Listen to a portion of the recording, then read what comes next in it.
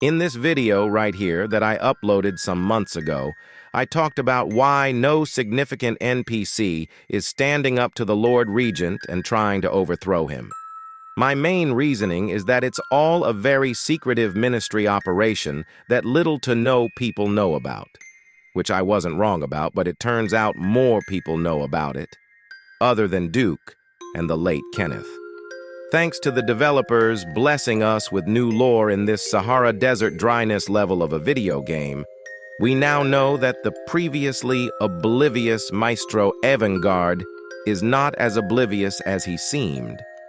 Recent updates brought an entire Maestro boss fight, which is really cool, although I'll get to this later, so don't come telling me I overscaled him in the comments because I didn't. In his new dialogue, Maestro suggests that he already knew about the Lord Regent being a ministry prophet and knows about his intentions, but the reason he doesn't just go wipe him is because his presence is the only thing stopping the authority from invading at any moment, and he cannot hold back an army by himself. So what he's saying that he can go shit on him any day of the week in a fair 1v1 if it wasn't for the massive army of angry blue men ready to cook the entire Etrian kingdom after Regent wipes. The player may then suggest simply living under the authority's new rule if the invasion happens, which Maestro refuses, saying they'll just destroy the Vigil's way of life and that he'd rather just off himself than live under their rule. The player then asks, what if Etris by itself stood a chance, to which then Maestro simple says, nah, I'd win. While, of course, Maestro alone can handle Regent in a one-on-one. He can't handle the entire authority by himself, so instead he simply chooses to play the waiting game. Maestro, as of today, also offers the player to fight him for a sword in his possession called the Purple Cloud, an angry and powerful legendary sword that is stated to have a soul on its own and requires 90 medium to wield it.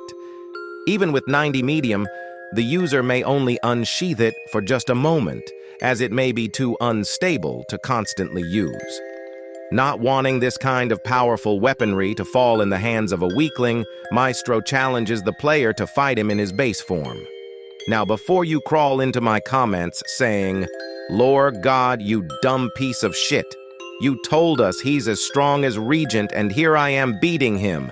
Why can't I just go fight Regent? Why can't I solo all of Deep Woken now? Now, despite Maestro saying he won't go easy on you, he does in fact go easy.